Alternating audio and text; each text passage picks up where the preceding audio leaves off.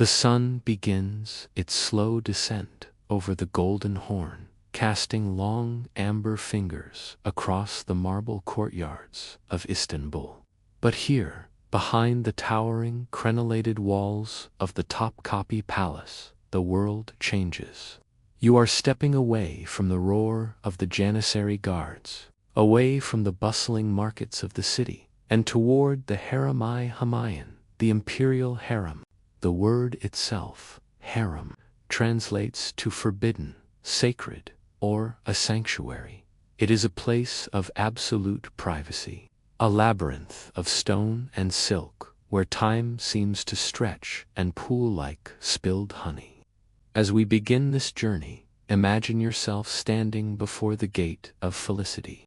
The air here is different. It carries the faint, cooling moisture of the Bosphorus breeze, mingled with the scent of ancient cedar wood and the distant, floral ghost of rockcrows. The transition from the public world to the private world is marked by a sudden drop in volume. The heavy stone walls, meters thick, act as a sponge for sound.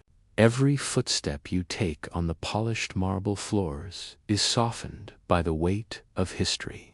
The courtyard of the eunuchs. Before entering the heart of the harem, you pass through the courtyard of the black eunuchs. It is a space defined by its stunning blue and turquoise Iznik tiles. As you walk, let your eyes rest on these tiles. They are masterpieces of quartz and clay, fired in kilns centuries ago.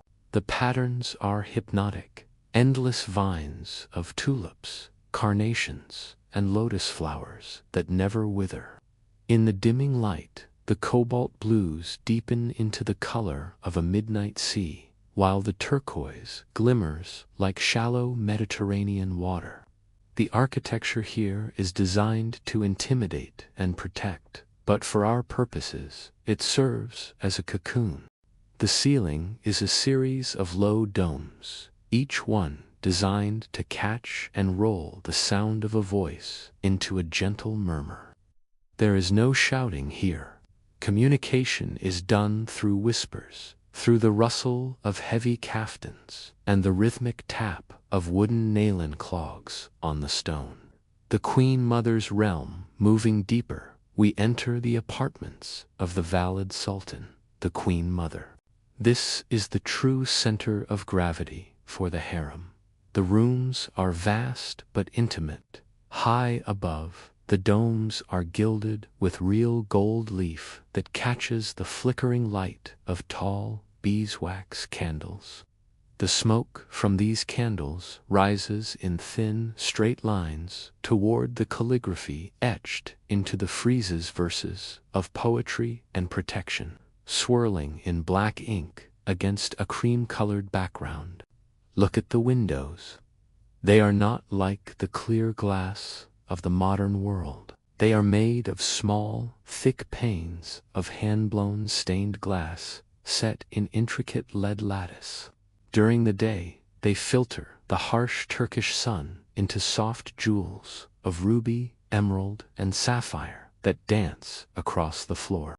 Now, in the twilight, they are dark and protective, sealing the warmth of the interior against the cooling night air of the Marmara Sea, the sensory landscape.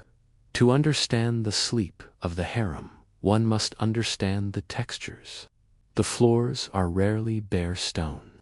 They are layered with carpets from Herrick and Usak. These are thick, hand-knotted wool and silk rugs, so dense that they swallow the sound of a falling coin. Their patterns are geometric universes, stars within stars, borders within borders that invite the mind to wander and lose itself in the repetition. Along the walls are the cedar's low, built-in sofas that line the perimeter of the rooms. They are piled high with cushions of velvet and brocade. If you were to run your hand over them, you would feel the raised embroidery of silver and gold threads, cool to the touch, contrasting with the warmth of the deep red fabric. This is a world built for reclining. There are no harsh, upright chairs. Life here happens close to the ground, in a state of constant, draped relaxation. The sound of water, the most important architectural feature of the harem, however, is not the stone or the silk, but the water. Throughout the corridors and rooms, there are Kesme's small, ornate wall fountains. They were not just for washing. They were functional white noise. The Sultan and his family understood that in a place of secrets, the sound of trickling water was the best guardian of a conversation. Listen to the sound in your mind. It is a constant, melodic dripping into a marble basin. It creates a rhythmic pulse that masks the world outside. It is the heartbeat of the palace. It cools the air in the summer and provides a sense of life in the stillness of winter. As you prepare to drift deeper into the history of this place, let that sound of water become your anchor. It is the same sound that the women of the harem heard 500 years ago as they closed their eyes, the geometry of peace. The harem is a masterclass in sacred geometry. Every arch is a perfect curve. Every dome is a reflection of the sky. The repetitive nature of the architecture, after arch, pillar after pillar, creates a visual rhythm that slows the heart rate. There are no jagged edges here. Everything is softened by time and by the intention of creating a paradise on earth. In the center of the harem lies the courtyard of the favorites. It is an open-air space surrounded by two-story cloisters. At night, the sky above is a deep, velvety violet. The stars seem closer here, framed by the dark silhouettes of the lead-covered domes and the tall, slender minarets of the Hagia Sophia in the distance. The air in the courtyard smells of damp earth and the citrus trees that grow in large terracotta pots. The wardrobe of silence, even the clothing, contributed to the atmosphere. The women wore layers of fine muslin BRMC, silk, and satin. When a woman moved through these halls, she didn't clatter, she hissed softly. The friction of silk against silk is one of the most soothing sounds in the world. Imagine the she of a heavy train of fabric moving across a carpeted floor. It is a sound that signifies luxury, but also a profound, enforced quiet. As the candles are snuffed out one by the attendants, the shadows in the harem begin to grow. The blue tiles turn to charcoal. The gold leaf loses its shine and becomes a dull, comforting glow. The heavy wooden doors, inlaid with mother-of-pearl and ebony, are creaked shut and locked with oversized iron keys. The harem is now a sealed vessel, floating in the dark sea of the Istanbul night. As the evening settles deeper into the stone bones of the Topkapi Palace, the focus of the harem shifts. We move away from the grand hallways and toward the heart of physical purification, the Imperial Hammam. In the Ottoman world, sleep was not merely the end of a day, it was a transition that required a complete shedding of the world's dust. To prepare for the night, one had to pass through the element of water. Imagine the transition from the cool, dry air of the marble corridors into the skaklikta hot room of the bath. As you push open the heavy brass-studded door, a wall of soft, humid air embraces you. It is not a stifling heat, but a weightless, milky fog that smells of laurel, olive oil, and wood smoke. This steam acts as a veil, blurring the edges of the room and the edges of the mind. The hammam of the harem is a masterpiece of thermal engineering and aesthetic beauty. Designed by the great architect Sinan, the ceiling is a vast, soaring dome pierced by dozens of small, star-shaped glass elephant eyes. Through these thick glass stars, The moonlight filters down in concentrated beams, cutting through the thick steam-like celestial pillars. Underfoot, the floor is made of smooth Proconnesian marble, heated from below by the hypocaust system, a labyrinth of brick tunnels, where wood fires burn constantly to warm the stone. This radiant heat travels through your feet, traveling up through the body, loosening the tension in the calves, the thighs, and the lower back.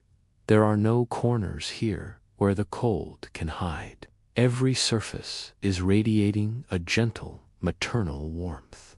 Around the perimeter of the room are the Kernizornate marble basins, carved with motifs of pomegranate and cypress. Each basin has 2 taps, one for scalding water from the boilers, and one for the cool water piped in from the ancient Valens aqueduct. The sound here is the primary music of the night. It is the rhythmic clack of brass bowls, the Hammam, tossy hitting the marble edge of the basin, followed by the heavy splash of water. To prepare for sleep, the attendants would pour water over the shoulders in a specific cadence. 3 bowls of warm water, 1 of cool. The contrast wakes the skin only to let it sink deeper into relaxation. The water cascades down the spine, carrying away the psychological weight of the day's politics and palace intrigues. In the harem, soap was not a mere utility. It was an artisanal luxury. The most prized was the Castile style, made from pure olive oil pressed in the valleys of Idramat. This soap does not produce a harsh chemical foam. Instead, when rubbed with a silk or camel hair cloth, it creates a cloud of latherdance, creamy and incredibly soft. The scent is the most potent part of the ritual. The soap is infused with the essence of Damascus roses or lavender from the Mediterranean coast. As the lather is massaged into the skin, the steam carries these floral molecules into the lungs, signaling to the nervous system that the time for vigilance has ended. In the harem, the scent of rose was believed to open the heart and dispel bad dreams. Following the soaping comes the keys, the exfoliation. A skilled attendant uses a mitt of raw silk to gently sweep away the old skin. This increases circulation, creating a tingling sensation of being new. By the time the final rinse is poured, always slightly cooler to close the pores, the body feels strangely light, as if the gravity of Istanbul has less hold on it than it did an hour before. Leaving the hot room, you enter the sokaklak, or the cooling down chamber. This is perhaps the most critical stage for sleep preparation. One does not simply walk back into the cold night. Instead, you are wrapped in layers of pestamolfine, hand-woven cotton towels with fringed edges. The cotton is unbleached and soft, absorbing the remaining moisture while keeping the core warmth trapped against the skin. You are led to a marble bench covered in thick, dry linens. Here, the body begins its slow descent toward sleep. The heart rate slows, the breath becomes deeper. You are served a glass of kurbita, chilled infusion of hibiscus, cinnamon, and cloves. The tart sweetness of the drink cools the palate, while the spices provide a grounding, earthy finish. Once the body is dried and wrapped in a fresh, silk-lined kaftan, the final sensory layer is applied. This is the ritual of the Buhurden incense burner. A silver filigree burner is brought into the dressing quarters. Inside, glowing coals support a small piece of oud, or frankincense. The smoke is thick and white, swirling in the low light. The women of the harem would stand over the burner, allowing the smoke to permeate their hair and the folds of their silk robes. Oud is a heavy, resinous, scentwoody, balsamic, and ancient. It has a sedative effect, grounding the mind in the present moment. Along with the oud, a drop of ambergris or musk might be applied to the pulse points. These are bass note scents that linger for hours, creating a personal scent bubble of security that lasts throughout the night. In the harem, the meal before sleep was never heavy. Digestion was understood to be the enemy of deep rest. Instead of the spiced meats of the midday, the evening tray might consist of SDL nuri, a light, milky pastry that settles the stomach. Fresh figs and walnuts, believed to provide good oils for the brain. Yogurt with honey, containing natural sleep-inducing properties. The meal is eaten in near silence. The only sound is the clinking of a silver spoon against a porcelain bowl from the Eisnick workshops. The lighting is dimmed further.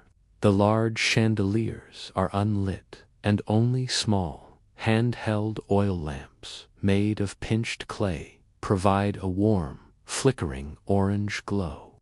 This low-spectrum light naturally encourages the production of the body's sleep hormones, a biological reality the Ottomans understood through intuition and tradition.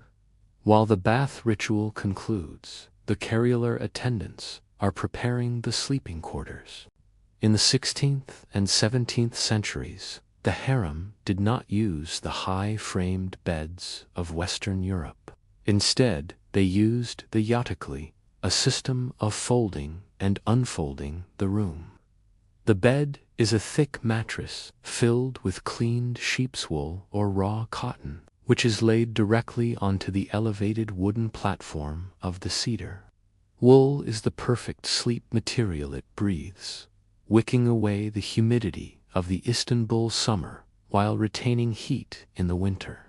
The sheets are made of cashmere, silk, or fine linen, bleached white by the sun, and scented with dried lavender sprigs placed between the folds in the storage chests.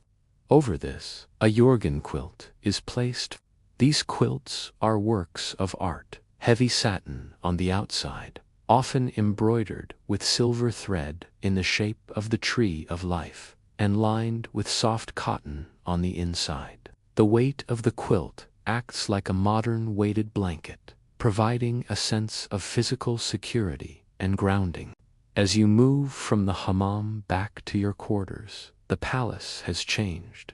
The guards at the doors are silent statues. The wind from the Bosphorus rattles the cypress trees in the courtyard, a sound like a distant hush. The floor beneath your feet is now covered in the night runners, long, narrow carpets, laid down specifically to muffle the sounds of the night watch. Every door you pass is draped with a heavy leather or velvet curtain to stop drafts and swallow echoes. You reach your chamber. The oil lamp is turned low. The scent of the bath, the olive oil, the rose, the oud clings to you like a second skin. You step out of your leather slippers and onto the cool, silk-covered mattress. The transition is complete. You have moved from the world of fire and steam into the world of fabric and shadow. The body is now clean, warmed by the hammam, and wrapped in the finest silks of Bursa. But in the harem, sleep was not merely a physical falling. It was an intellectual and spiritual descent. As the lanterns are dimmed to a golden flicker, the third phase of the evening begins, the calming of the restless bird of the mind. In the 16th and 17th centuries, before the intrusion of mechanical clocks and artificial light, the evening was a vast, open territory. For the women of the harem and the Sultan himself, this time was filled with Qissa storytelling and Ghazal poetry. There is a specific rhythm to Ottoman Turkish language of rolling vowels and soft aspirated consonants that, when whispered, acts as a natural sedative. In the larger chambers where the favorites and the queen mother gathered, or in the private inner sanctum of the Sultan, a meta or a skilled female narrator would take her place on a low stool. Her voice was her instrument. She did not tell tales of war or high-stress conflict. Instead, she spoke of the Binbir Gias Masalari, the 1001 Night Soar, the allegorical journeys of the birds toward the sea. Imagine the sound of this voice. It is low, steady, and devoid of sharp peaks. It flows like a slow-moving river. The stories often involve repetitive motifs, a traveler walking through 7 identical gardens, each with a fountain slightly more musical than the last.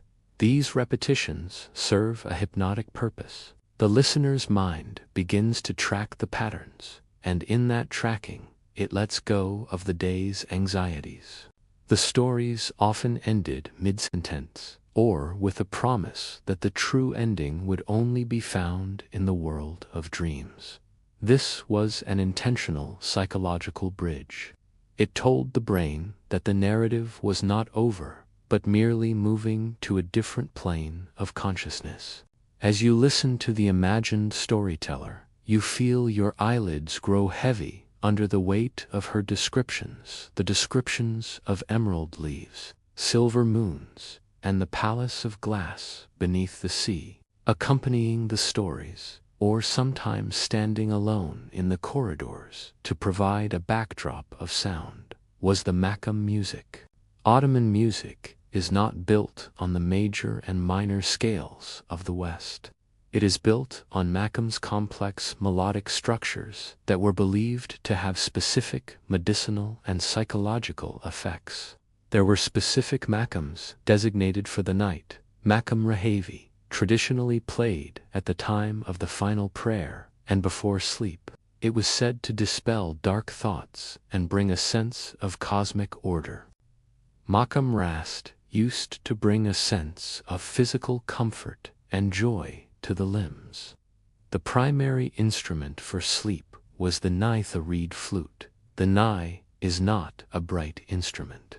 It is hollow, breathy, and haunting. Its sound is the sound of wind moving through a reed bed. When played softly in the distance of a marble hallway, the echoes soften the notes further. It sounds like the palace itself is breathing. Then there is the oud, the pear-shaped lute. For sleep, the player would avoid the fast, percussive plucking of the daytime. Instead, they would focus on the taxima slow, improvisational exploration of the scale. The low strings of the oud have a deep, resonant vibration that can be felt in the chest. It is a grounding frequency, a brown noise of the 16th century that anchors the listener to their bed while their mind begins to float.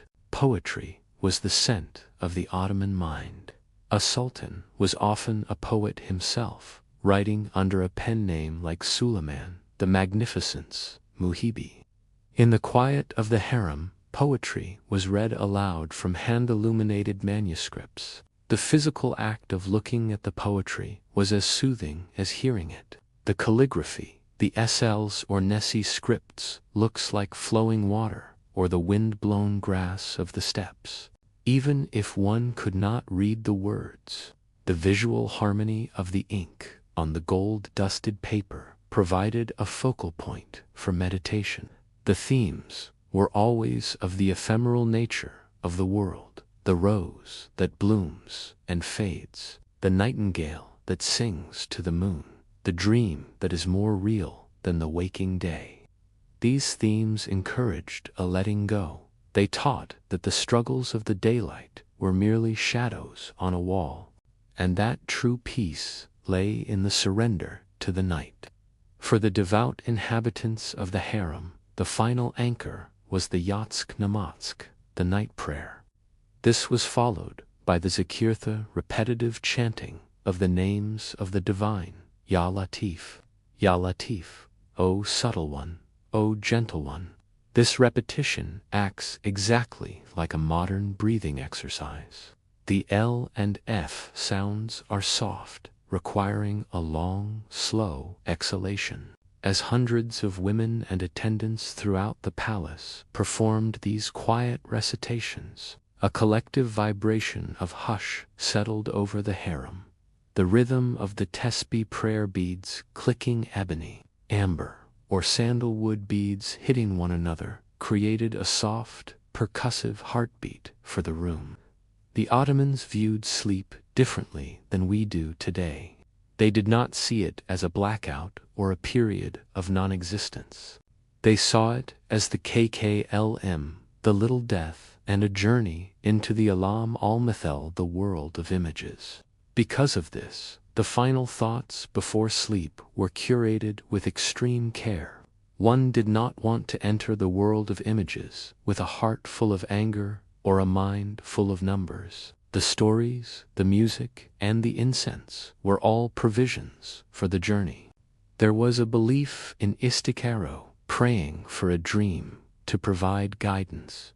This gave sleep a sense of purpose. Instead of trying to fall asleep, one was preparing to travel. This shift in perspective removes the performance anxiety often associated with insomnia. In the harem, if you were awake, it was simply because you were still packing for your journey. By now, the large candles in the silver Camden candelabras have been snuffed out.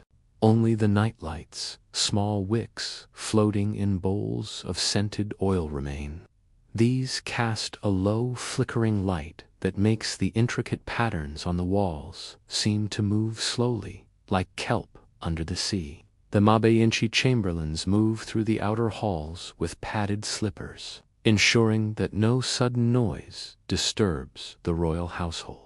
Even the birds in the palace gardens, the nightingales and the peacocks, have settled into the dark cypress trees.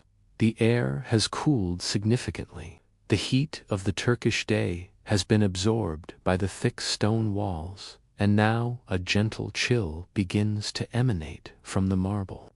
This is why the heavy, silk-covered quilts are so essential. There is a profound pleasure in pulling a heavy, cool-touch quilt up to one's chin while the air in the room remains crisp. As the first light of the sun touches the tip of the Justice Tower, the harem begins to stir. But this is not a sudden awakening. In the Ottoman palace, the morning was a choreographed transition, as disciplined and graceful as a ballet. The transition from the world of dreams back to the world of stone and silk began with the Sabbath, a morning call to prayer echoing from the nearby minarets. For the hundreds of women living within these walls, the morning was governed by the adab etiquette. Whether you were a young Asimi novice or a powerful Haseki consort, your day was defined by your place in the sun of the Sultan. The collective awakening in the dormitories, in the large, airy dormitories of the Kareeler, the rank-and-file women. The day began with the soft rustle of cotton. These women slept on rows of raised platforms. At the break of dawn, the kalfas, the supervisors, or big sisters, would move through the room. There was no shouting. Instead, the morning was signaled by the opening of the heavy wooden shutters. Imagine the sound of the iron latches turning a rhythmic clink-clack that repeated down the long corridor. As the shutters swung open, the crisp air of the Bosphorus rushed in, smelling of salt and the damp leaves of the palace gardens. This burst of fresh air was the alarm clock of the harem. The women would rise, fold their quilts with military precision, and stow them away in the deep, carved niches in the walls. The first task of the day was communal. They would head to the long rows of marble basins to wash their faces with cool water stored in silver pitchers. The sensation of the cold water against the skin, followed by the scent of fresh linen towels, provided a gentle but firm reset from the heaviness of sleep. The education of the mind and hand. A common misconception is that the harem was a place of idleness. In reality, it was one of the most rigorous finishing schools in the world. After a light breakfast of olives, goat cheese, and crusty bread, the school hours began. For the younger women, the morning was dedicated to the arts of the palace. They would sit in circles on the floor, their backs straight, learning the intricacies of Ottoman, Turkish, Arabic, and Persian. The sound of the morning was the scratching of reed pens, commas on paper, and the rhythmic chanting of poetry. The art of embroidery, perhaps the most iconic part of the daily routine, was the needlework. This was not a hobby, it was a discipline. Imagine a large room filled with sunlight, where 50 women sit around embroidery frames. The only sound is the rhythmic pull whisper of silk thread passing through taut linen. They worked with sim, a thread made of real silver or gold wrapped around a silk core. They created tulips of Istanbul, cypress trees, and the eye of the nightingale. This repetitive motion reaching forward, pulling back is inherently meditative. For the women, it was a time of quiet conversation and hushed sisterhood. If you were to walk through this room in 1560, you would hear the low murmur of voices sharing stories from their homeland Circassia, while their hands moved with the speed and precision of clockwork. The social ladder, from novice to Khalfa, the routine was also a constant lesson in hierarchy. A woman's day changed as she rose in rank. The Asimi, the newcomer, her day was filled with service and learning. She carried the heavy silver trays, polished the brass mangles braziers, and learned how to walk without making a sound. The Khalfa, the supervisor, her routine was one of management. She held the keys to the sandalwood chests. She oversaw the distribution of the daily pocket money ulaf, and she ensured that the younger girls maintained the strict etiquette of the palace. The usta, the master, these were the elite teachers. Their day was spent in the presence of the queen mother or the sultan's daughters, providing counsel and maintaining the highest traditions of the house. This structure provided a sense of security. Everyone knew their place. In the world of sleep history, this order is very comforting to the listener. There is no chaos in the harem.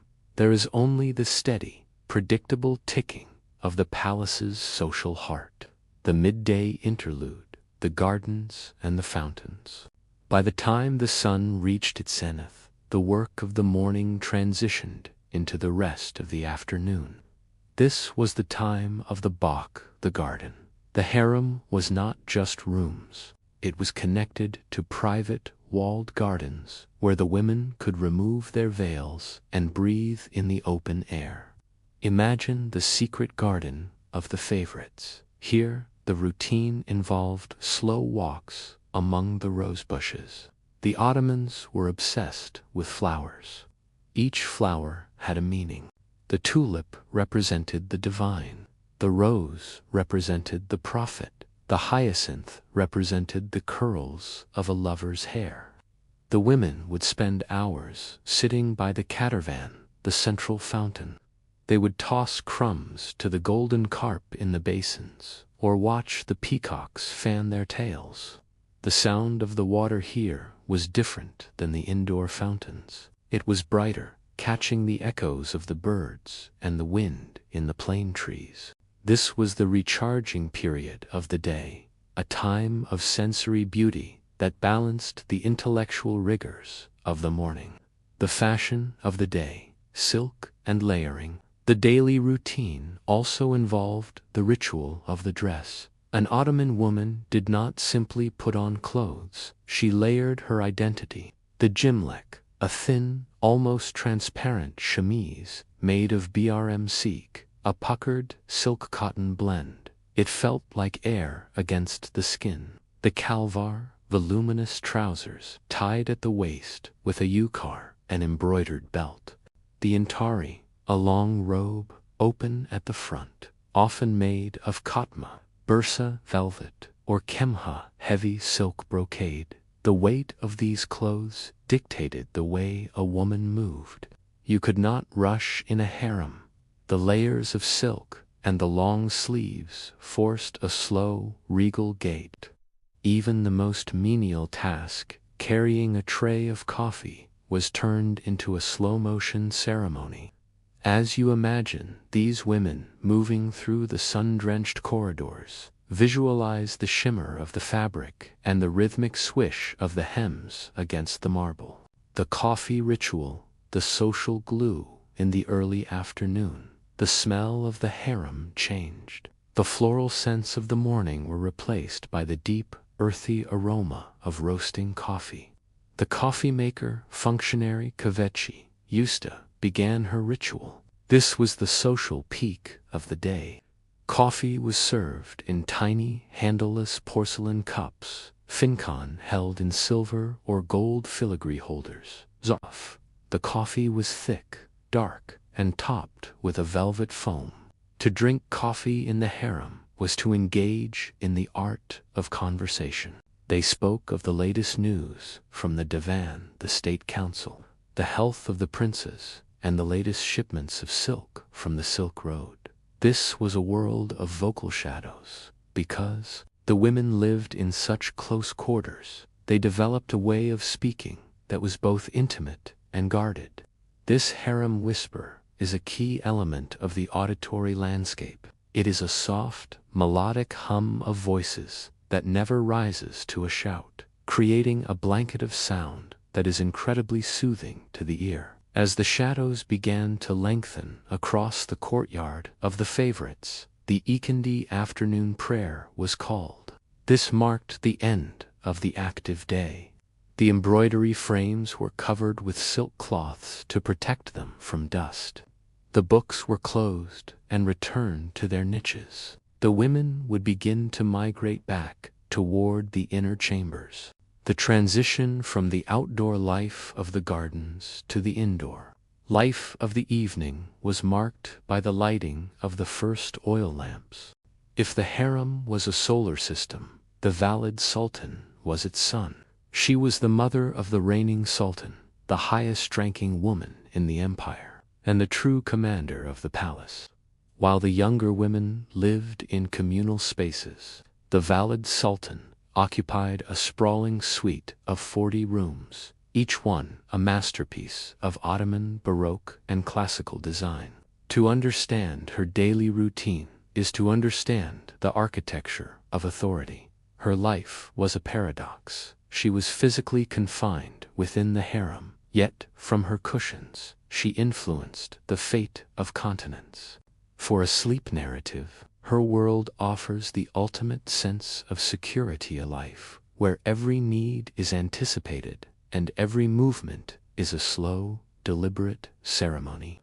The awakening of the Queen Mother, the Valide Sultan's day, did not begin with the general stir of the dormitories.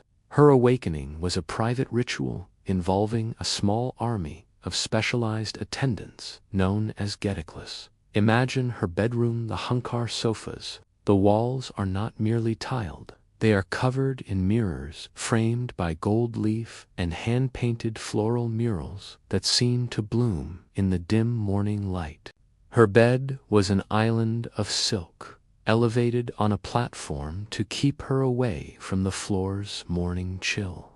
As she opened her eyes, the first thing she saw was the dome of heaven painted above her, decorated with swirling constellations and golden vines. The first sound she heard was not a bell or a shout, but the soft clink of a silver tray. A high-ranking Kalfa would enter, carrying a cup of warm water infused with honey and a sprig of mint to awaken the spirit. This was followed by the ritual of the glsu rosewater. Before she even stepped from her bed, her face and hands were bathed in water distilled from the roses of Isparta. The scent, heavy, sweet, and ancient, filled the room, acting as a sensory boundary between the world of dreams and the world of statecraft. The ceremony of the dressing of the Valide Sultan, was a process that took over an hour. This was not a task of vanity, but of iconography. She had to embody the dignity of the House of Osman. First came the gimlek, of fine cream-colored silk, followed by the calver, of heavy satin. But the centerpiece was the kefalong, outer robe. For the valid, these were made of seraser, a fabric so thick with silver and gold thread that it could almost stand on its own. Imagine the weight of this garment. It didn't just hang. It draped with a structural heaviness that forced her to move with a slow, rhythmic grace. As the attendants fastened her severely kemmer, the jeweled belt, the sound of the metal and stones rubies, emeralds, and pearls made a melodic, percussive chime. Every time she breathed, the jewels caught the light from the tall windows, casting dancing reflections against the Eisnick tiles. For the listener, this image of the golden matriarch provides a focal point of shimmering, slow-motion beauty. The morning audience, the power of the cedar. By mid-morning, the Valide Sultan would take her place in the Devonhain, her private reception hall. She did not sit on a chair. She sat on the cedar, a low, wide sofa that ran along the windows overlooking the Bosphorus. This was her throne of cushions. From here, she conducted the business of the harem and, often, the empire. Her routine involved receiving the Kisler Akosk, the chief black eunuch, who acted as her messenger to the outside world. They spoke in the harem whisper, a low, controlled tone that ensured no eavesdropper could catch the nuances of their conversation. The soundscape of this morning audience was one of extreme quiet. The ticking of a French-made clock, a gift from a foreign king, the scratching of a reed pen as she signed a vakfi, a deed for a charitable foundation, and the distant call of gulls from the harbor. She was the patron of hundreds of mosques, soup kitchens, and schools. As you imagine her sitting there, realize that her routine was the engine of Ottoman charity. The afternoon solitude, the library, and the prayer, unlike the younger women who spent their afternoons in the gardens. The Valide Sultan often sought the silence of the word. She was typically highly educated, and her suite included a private library of leather-bound manuscripts. Her afternoon routine involved the study of the Quran and the reading of Sufi poetry. She would sit by the window, the sunlight filtering through the stained glass, casting jewels of light across the pages of her book. The physical act of turning the heavy, cream-colored pages treated with egg-white ahar to make them smooth is a deeply satisfying sound. Flip, whisper, flip. The prayer ritual for the valid was the spiritual anchor of the harem. She had her own private mihrab prayer niche carved into the marble wall of her suite. When she prayed, the entire harem knew to maintain an absolute velvet silence. This sacred hush moved through the corridors like a physical wave. For the listener, this represents the ultimate hush of the night, a moment where all movement stops, and the only thing remaining is the breath of the seeker. The evening meal, the table of the mother, the Valide Sultan, rarely ate alone. Her evening meal was a social and political event, though still governed by the rules of Ottoman decorum. She might invite her favorite consort or one of her daughters to share the sofra, the low dining table. The meal was a parade of sensory delights, served on Kini porcelain plates that were believed to change color if they touched poison, a detail that adds a layer of ancient mystery to the routine. They ate hunkar begendi, the Sultan pleased, a smoky eggplant puree with tender lamb, naraquizi, a tart pomegranate reduction that cleansed the palate, saffron rice, grains so perfectly prepared they looked like tiny pearls of gold. The sounds of the meal were delicate, the soft tink of silver against porcelain, and the pouring of clear water from a long-necked crystal decanter. There was no hurried eating. Every bite was a meditation. As the valid ate, she listened to the reports of the harem who was ill, who was excelling in their studies, and who was causing discord. She was the weaver of the social fabric, the scent of the queen's night as the sun dipped behind the Galata tower across the water. The Valide Sultan's rooms were prepared for the night. The scent of her quarters was different from the rest of the harem. It was more receptive and deep. Attendants would bring in the Buhurdan incense burner, but for the queen mother, the resin was the most expensive ambergris, or udal hindi. This scent is base-heavy, salty, and incredibly grounding. It doesn't float. It sinks into the carpets and the heavy velvet curtains. Imagine the smoke coiling around the gilded columns of her bed. It creates a smoke sculpture in the air, a visual representation of time passing. The Valide would sit in this fragrance, reflecting on the day's decisions. Her routine was one of the long view. She thought in centuries, not hours. This sense of deep time is very conducive to sleep. It reminds the listener that their daily worries are but small ripples in a very old, very calm ocean. The final ceremony, the removal of the jewels, the last act of her day, was the divesting. One by one, her jewels were removed and placed on velvet cushions. The heavy kaftan was folded and placed in a cedar chest. The gold-threaded belt was unclasped. As each layer was removed, the Valide Sultan became less of a symbol and more of a woman. She returned to her silk chemise, the simplest and most comfortable of garments. This transition from state figure to sleeping mother is a powerful narrative of letting go. She would then climb back onto her raised platform, the silk sheets cool against her skin. A final attendant would read a few lines of a masnavi, a mystical poem, until the Valide's breathing became slow and rhythmic. The lamp was turned down until only a tiny blue flame remained in the oil bowl, reflecting in the mirrors like a distant star. The watcher of the harem. Even in her sleep, the Valide Sultan was the guardian. Her apartments were positioned between the harem and the Sultan's private quarters, acting as a physical and symbolic bridge. To sleep in her presence, or even under her rule, was to be safe. For the listener, the Valide Sultan represents the internal architect of peace.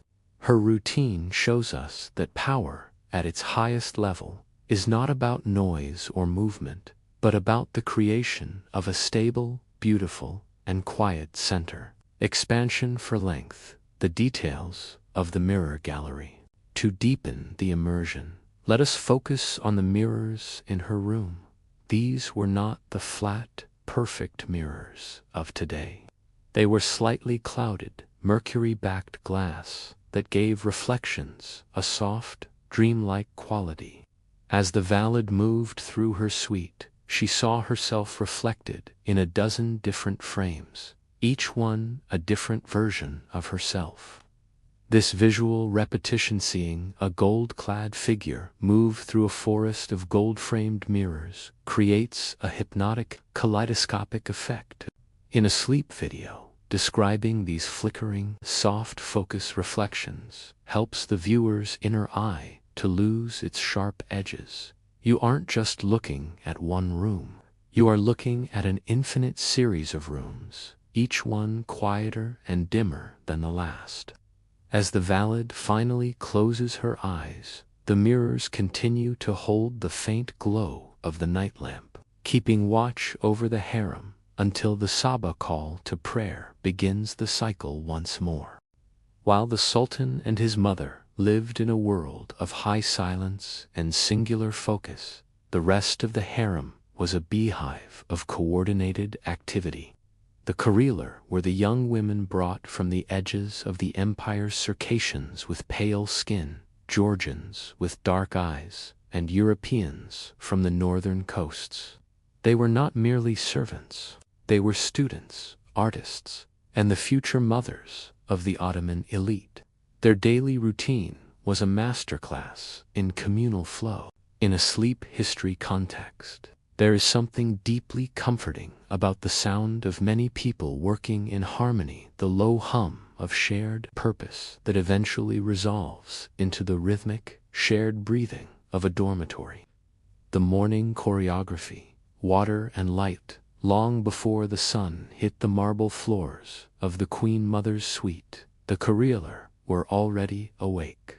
Their morning was defined by the ritual of the pitcher. Imagine the sound of the large copper cauldrons being filled at the palace wells, the clink of the chain, the splash of the cold water, and the rhythmic tramp of leather slippers on stone as the water was carried into the harem. For these women, the morning was a time of brisk, cold energy. They didn't have the luxury of slow awakening. They were the ones who created the awakening for the rest of the palace. They moved in teams. One team was responsible for the lamp watch, going from room to room to collect the spent oil lamps, trimming the wicks, and refilling the glass bowls with fresh, scented olive oil. The sound of this task was a delicate tink-tink of glass and the soft slosh of oil. It was a repetitive, meditative task that started at one end of the palace and flowed through to the other like a wave of grooming. The sandalwood classroom, the education of the hands after the morning chores, and a communal breakfast eaten from large circular silver trays. Sini, the women moved to their primary workstations. In the harem, work was synonymous with art. The embroidery circles, if you were to sit in the large common room at 10 a.m., you would be enveloped in the most iconic sound of the harem, the silk whisper. Dozens of women sat on low cushions, bent over embroidery frames. They were creating the yaglik handkerchiefs and boka wrapping cloths that would be used by the imperial family. The thread was often silver, or gold wire. As the needle passed through the taut silk, it made a tiny, sharp pop, followed by the zip of the thread. Pop-zip, pop-zip. When 50 women do this at once, it creates a percussive texture that is remarkably like the sound of a very light rain on a fabric tent. It is a white noise of history. As they worked, they talked. They didn't speak loudly. The Kalfa's supervisors wouldn't allow it. Instead, they developed the harem murmur. This was a low-frequency drone of soft vowels and shared secrets. They told stories of their childhoods in the Caucasus Mountains or the forests of the Balkans. This layering of memories, whispered over the sound of needles, created a psychological safety net. They were no longer strangers. They were a sisterhood of the thread. The laundry of the sultanas, the soap and the steam. Another part of the daily routine for the younger Careeler was the care of the palace linens. This took place in the Commissariat, the laundry. This was a world of steam and scent. They used Sabani Zarif, the noble soap scented with musk and amber. The routine involved beating the linens against smooth marble slabs with wooden paddles. The sound a rhythmic thwack-thwack echoed off the vaulted ceilings. This was followed by the rinse of the 7 waters. For a sleep video describing the sight of hundreds of yards of white silk and linen hanging in the inner courtyards is powerful. The fabric would catch the breeze from the Bosphorus, billowing like the sails of a ghost ship. The sound of wet silk flapping gently in the wind is one of the most relaxing sounds in Natura Soft. Organic hush that speaks of cleanliness and the cooling of the day. The social hierarchy of the tray lunch for the Careeler was a lesson in communal living. They sat in groups of 10 around the Sini. There were no individual plates. Everyone ate from the central dish, using wooden spoons or pieces of fresh pied bread. This taught them GRG manners. You had to eat slowly. You had to wait for the eldest at the table to take the first bite. You had to keep your eyes downcast as a sign of modesty. This enforced slowness meant that even mealtime was a form of relaxation. They ate lentil soups, rice pilafs with currants and pine nuts, and compotes made of dried apricots and plums. The clink of the wooden spoons against the metal trays provided a steady, domestic rhythm to the midday.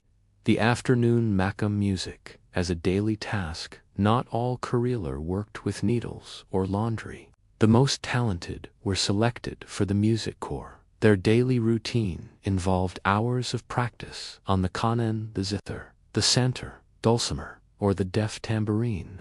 In the afternoon heat, the sound of these instruments would drift through the harem. The kanen, with its 72 strings, produces a shimmering, crystalline sound that feels like light reflecting off water. As a student practiced her scales, moving through the makam of the dotha, notes would bounce off the tiled walls, creating a shimmer of sound that filled the corridors. For the other women, this was the lullaby of the afternoon. They would lean back against their cushions, their needles momentarily still, and let the music wash over them. This was the moment where the toil became art, the evening transition, the shared dormitory as the sun began to set. The Karelar returned to their communal dormitories. This is where the most intimate part of their routine took place. Unlike the sultanas, they didn't have private bedrooms. They lived, breathed, and slept in a shared space. The rolling out of the beds, the bed ritual, was a synchronized event. At a signal from the head Khalfa, the women would open the large cupboards, yikluk, and pull out the mattresses. These were stuffed with wool or cotton. Imagine the sound, the thump of the mattresses hitting the wooden platforms, the rustle of the sheets, and the snap of the quilts as they were spread out. It was a flurry of domestic activity that lasted exactly 15 minutes. Then, as if by magic, the workroom of the day became the bedroom of the night. The night watch of the sisters, before the final lamps were extinguished, the women would perform their grooming. They would braid each other's hair, a long, tactile process of 3-strand weaving that felt like a massage for the scalp. They would apply kohl to their eyes and henna to their fingertips. The scent of the dormitory at night was a mix of rose oil and clean wool. As they lay down, side by side, the hierarchy of the day began to dissolve. In the dark, they were just women, far from home, bound together by the stone walls of the Topkapi. The soundscape of the sleeping dormitory is a powerful sleep aid. It is the sound of collective safety. You hear the soft rustle of a silk quilt, the deep sigh of a woman finally letting go of the day's tasks, and the rhythmic, synchronized breathing of 100 souls. In this environment, it is impossible to feel alone. You are part of a giant, breathing organism, the sessizlik, the great silence. Once the head Khalfa extinguished the last large candle, the sessizlik began. No one was allowed to speak. If a woman needed to communicate, she used a system of hand signals or a breath whisper that was almost inaudible. The only sound that remained was the palace pulse, the distant rhythmic tap of the night watchman's staff on the stones outside, the hiss of the Bosphorus wind through the high arched windows, the drip of the marble fountains in the hallway. This was the environment that shaped the Ottoman Empire. These women, through their routines of embroidery, music, and prayer, created the atmosphere that the sultans returned to. They were the architects of the palace's soul. Expansion for length, the detail of the henna night, to add more texture to this section. Let us look at the henna routine. Once a week, the women would apply henna to their hands and hair. This was a slow, muddy, and aromatic process. The henna paste, made from crushed leaves and lemon juice, has a deep, earthy, hay-like scent that is very grounding. As they sat with their hands wrapped in cloth to let the dye set, they were forced into a state of total stillness. They couldn't work, they couldn't move, they had to simply be. This forced stillness was a vital part of the harem's mental health. It was a weekly Sabbath where the hands were rested and the mind was allowed to wander.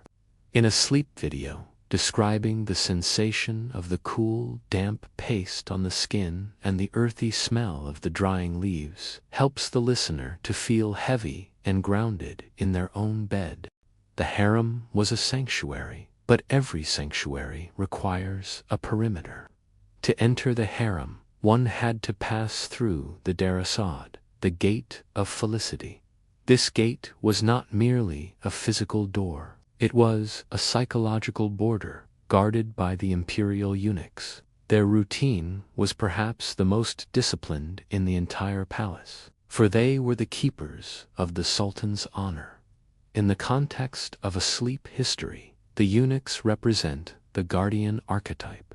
Their presence in the narrative provides the listener with a sense of the watcher. The knowledge that while you sleep, someone is standing guard. The keys are turned, and the perimeter is secure.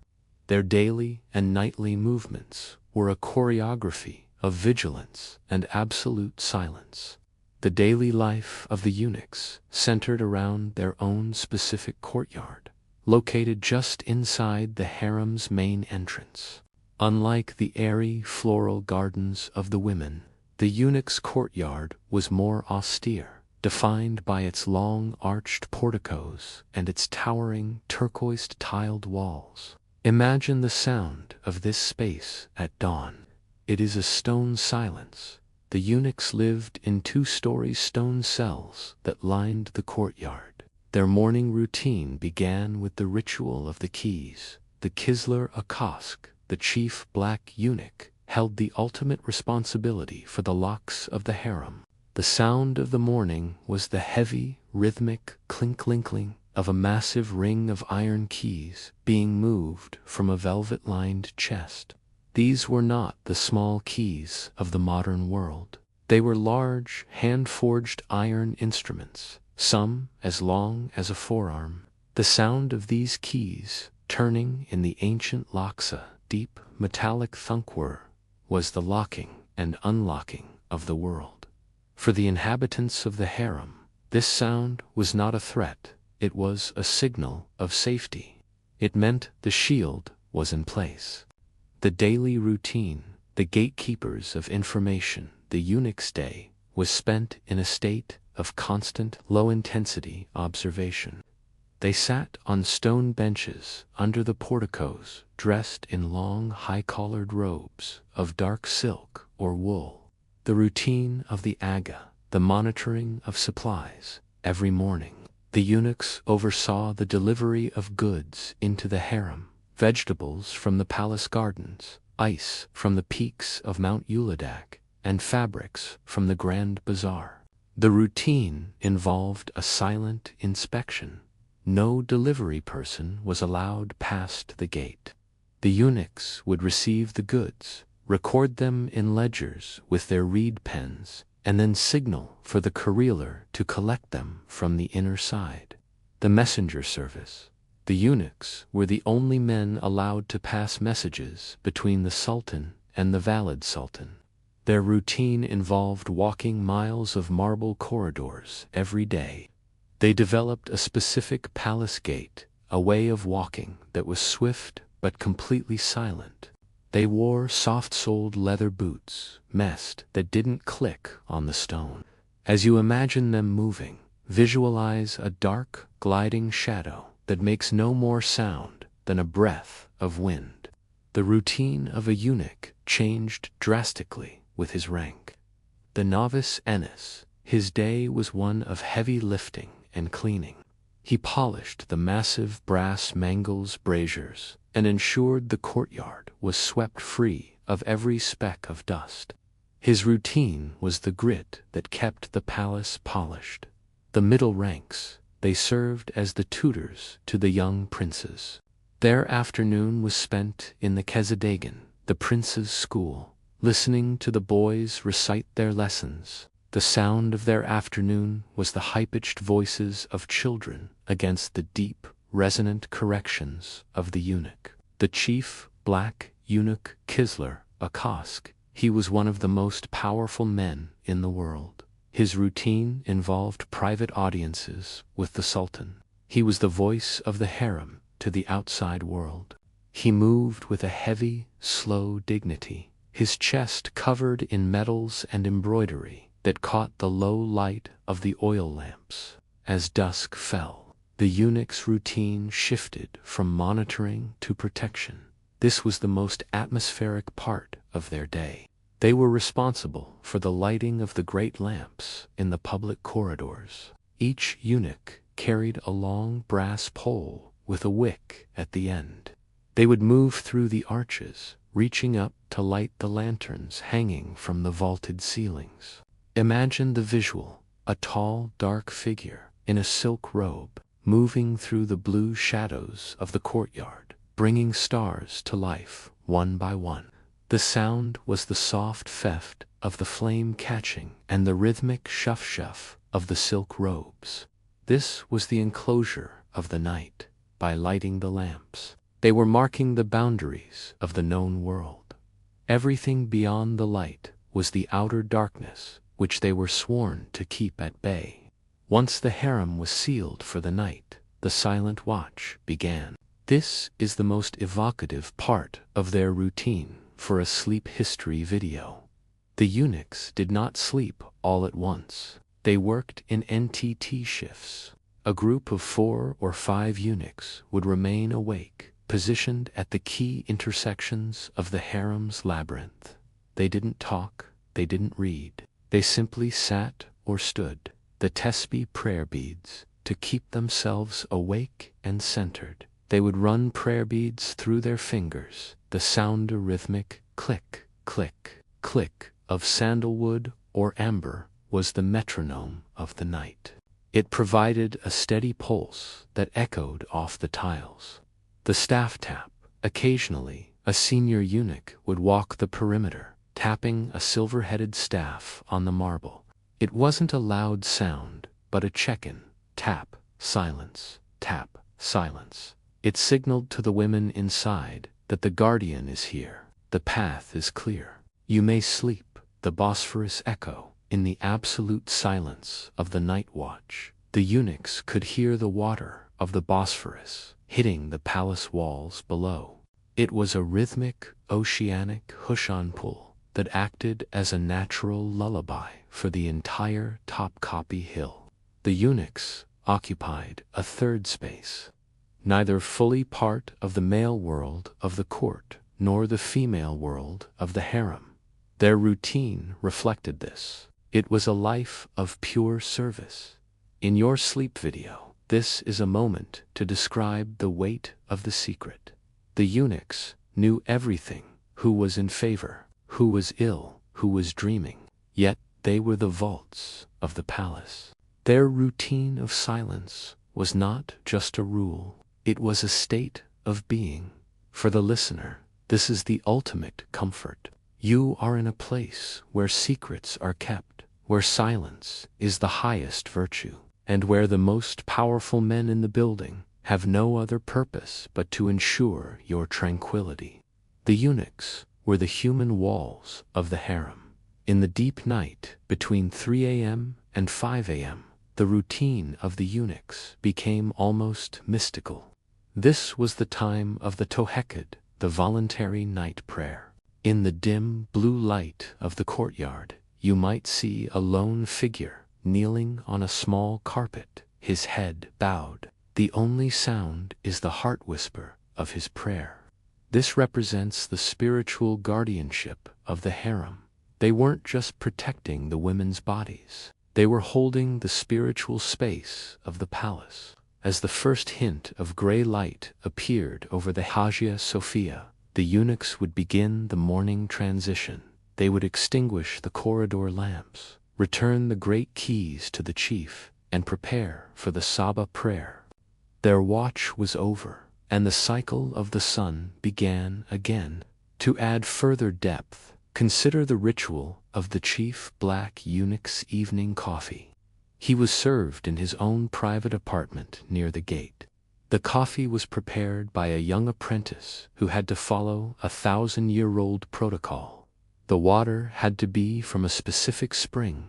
The beans had to be ground to a cloud-like fineness. As the chief sat by his window, looking out at the dark silhouette of the city, he would sip the coffee from a cup of Murano glass. The sound of the coffee bubbling in the sesvi, the pot, was the last active sound of his day. For the listener, focusing on the small bubble sounds of the coffee and the clink of the glass helps to shrink the world down to a single, warm room. Even the most powerful guardian needs a moment of sensory rest before the long night watch begins.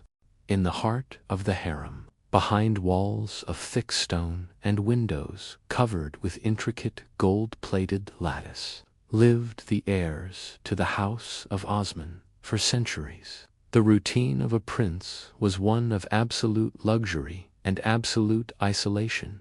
The cafes was not a prison in the traditional sense. It was a suite of magnificent rooms, filled with the finest carpets, the rarest books, and the most beautiful gardens. However, it was a world where time moved differently, lower, quieter, and more focused on the internal life. For the listener, the world of the caves offers a unique sleep frequency.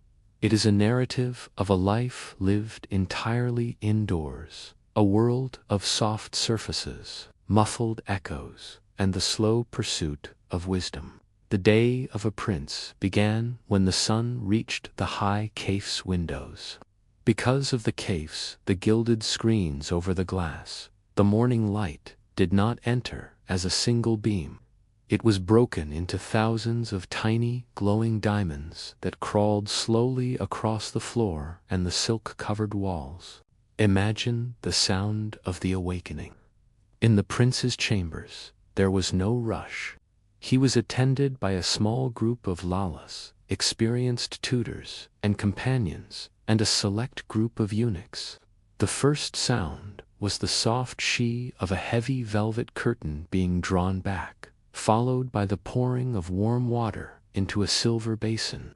The prince's morning ablutions were a ritual of softness. He was dried with towels of Hammam cotton that had been scented with dried orange peels. As he sat on his cedar to be dressed, he looked out through the gold lattice at the Bosphorus. He could see the ships, he could see the city, but he could not touch them. This distant observation created a specific mental state, one of calm, detached reflection. The morning hours were dedicated to the Enderun style of education.